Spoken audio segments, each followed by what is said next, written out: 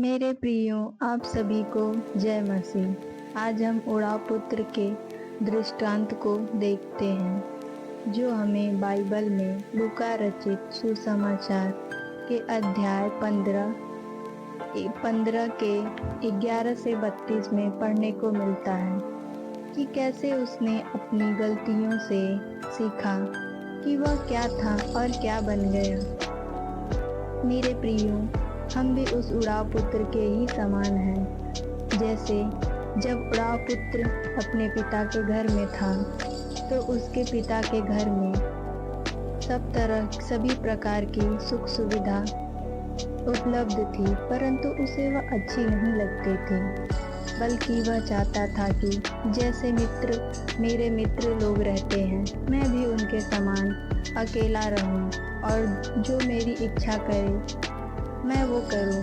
इसलिए वह एक दिन अपने पिता से कहता है, पिताजी, मैं अपने अनुसार अपना जीवन व्यतीत करना चाहता हूं, इसलिए आप मेरा हिस्सा मुझे दे दें। पिता ने उसको उसका हिस्सा दे दिया, परंतु फिर भी पिता को उसकी चिंता थी। उसने अपने पुत्र को अकेला नहीं छोड़ा, बल्कि अपने दूत को उसके साथ भेजा, ताकि वह जान सके कि उसका बेटा किस स्थिति में है।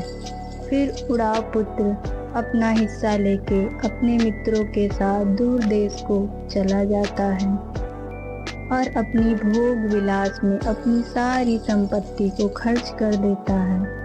और सब संपत्ति खर्च होने के बाद उसके मित्र भी उसे छोड़ के चले जाते हैं और उसकी स्थिति बहुत बुरी हो जाती है। उसके पास कुछ नहीं होने के कारण वह उसी देश में सूअर चराने लगता है, और जो सूअरों को खाने के लिए दिया जाता है वह उसी फलियों में से खाता था। फिर उसके मन में यह विचार आया कि मेरे पिता के घर में तो नौकर भी इससे अच्छी जिंदगी जीते हैं और उन्हें पेट भरने से भी अधिक भोजन मिलता है, और मैं यहाँ सूअरों की फलियों में से खा रहा हूँ। फिर उसे अपनी गलती का एहसास होता है कि उसने कितनी बड़ी गलती की है और स्वयं की गलतियों से ही अपनी ऐसी दशा कर ली है। वह फिर सोचता है कि मैं अपने पिता के घर जाऊंगा, उससे बोलूंगा कि मैंने तेरे और स्वर्ग के विरुद्ध पाप किया है, मुझे अपने नौकरों के ही साथ रख ले। मैं इनके समान रहकर काम करूंगा और मुझे तू खाने को भोजन दे देना। यह सोचकर वह अपने पिता के घर जाता है और पिता उसे दूर से ही देखकर अत्यंत प्रसन्न होता है और दौड़कर उसे गले लगाता और चूमता है। पुत्र अपने पिता से कहता है, पिताजी, मैंने स्वर्ग के विरुद्ध में और तेरी दृष्टि में पाप किया है, और अब मैं इस योग्य नहीं रहा कि तेरा पुत्र कहलाऊं। परंतु पिता ने अपने दासों से बोला, जल्दी जाओ और मेरे पुत्र के लिए अच्छा वस्त्र लाओ और अच्छे से अच्छा भोजन बनाओ, क्योंकि मेरा यह पुत्र मर गया था फिर जी गया है, खो गया था अब मिल गया है। और वह उसके लिए बहुत आनंद मनाते हैं।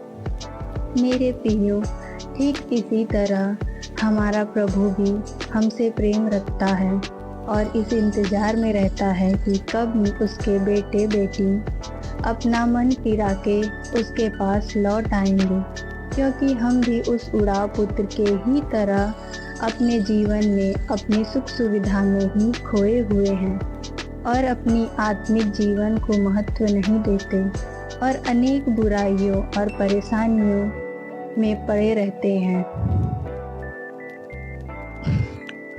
इसलिए हमें भी अपने मन को बदलने की ज़रूरत है, अपने पिता के पास लौटने की ज़रूरत है, ताकि जो हमारे पिता ने हमारे लिए सुख सुविधा स्वर्ग में रखी है उसके हम भागी बन सकें।